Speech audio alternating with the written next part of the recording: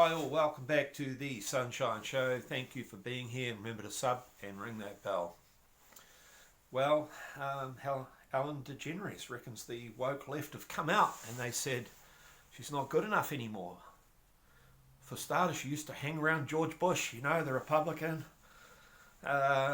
Do the left understand yet who George Bush is? His New World Order, skull and bones, thick as thieves with Obama, peas in a pod with Obama, comes out against Trump with Obama.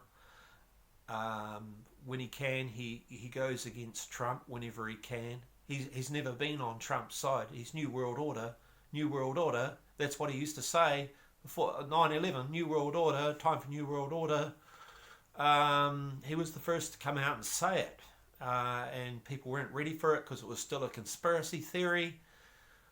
George Bush Jr. and Ellen DeGeneres, not a big deal, is it? So they're reckoning she's been cancelled by the woke left. She's been cancelled because she's mean, or possibly true. She's also shut down a show, so is Whoopi and Jimmy Kimmel. And it does appear that Ellen and Whoopi are in ankle bracelets for some reason, so something's going on there. I do know that Whoopi, Tom Hanks and Jimmy Kimmel had been to Epstein Island on that plane, Loreto Express, or however you say it. And Bill obviously was one of the guys who'd been there the most on that plane, and Hillary had been there too. And so my answer is, to the woke left, you got to be kidding me. Hanging out with George Bush doesn't make him a Republican, doesn't make him against.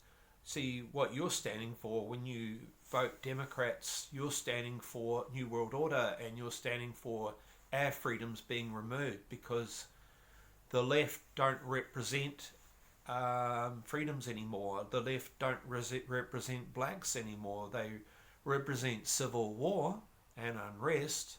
You don't know who the real enemy is anymore. You don't understand New World Order if you think they're the good guys. New World Order want to microchip us in 2030, mandated by the United Nations.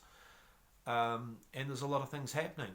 And all this United Nations information that's coming out recently and what they want, and you had the Guyana president coming out recently. No one wants to listen to him because he's black, right? Black Lives Matter. Why don't we listen to the Guyana president for a change? He's black. Should listen to him. What did he say? Came out with the Rockefeller story, and a story he was reading out a PDF file of the COVID and what they were doing, and he exposed it, right? That was in my previous video. So when you're talking about left and right don't exist. That's for civil war. That's to create the civil war so New World Order can come right up through the middle, take over. Left and right don't matter. Black Lives Matter. That if the left really cared about Black Lives Matter, they wouldn't have killed blacks in Shaz City. I mean, you had that 14, 16-year-old that died, right? You had the cops asking for medical attention to a guy that got shot in there, right? Black guy. And they didn't let him come out. Where's the Black Lives Mattering there? No Black Lives Matter. Of course, the cops are going to do a better job than what Chaz City or Antifa can do. You need police. At the end of the day, you need law and order. And you only hate Trump because Trump used to go around loving police and loving military too. So you're going to hate military. That's the next thing.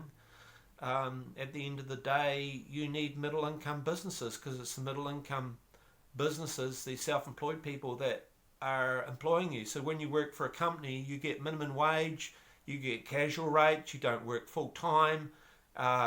You're competing. Like my job was replaced by computers. There was 46 of us. We were all replaced by computers, and they used COVID as an excuse, the companies, because they're so greedy, and it's a big corporate company, and it's American too. It's an American company, and they're replacing us with computers and robots. That's what we're being replaced with, and you need to understand that's who the real enemy is. And you're in a lockdown, right? You should be thinking about why we're in a lockdown. Why, besides COVID and the mandatory vaccines that they want to install and civil war and everything else, what else is going on? Antichrist is a possibility. I mean, this is the biggest possibility. If you're coming towards a mandatory vaccine and tracing, you're coming towards microchipping and infrared checking system on your body, which is a tattoo, which is mark of the beast. Then you're looking at Antichrist. You're looking at prophecies in the Bible being fulfilled. And no one seems to care about that, because you should be worried that you're losing your jobs, that you want to go out and do golf and you want to go out and fish, but they cancelled all that for months and months. They don't care anymore. They don't care about your freedoms. We're worse than Nazi Germany right now. You got the whole world in a lockdown. You can't escape anywhere from this. You can't get away from it. They've got the whole world in this quarantine thing. We're all involved, even presidents in Africa now having to come out and saying what the truth is.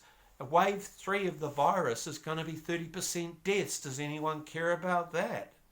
You know, so the people who saying, well, hey, you know, there's nothing to this COVID, it's not killing anybody anymore. Well, the wave 3 is going to get you. So they get you on board, trick everybody.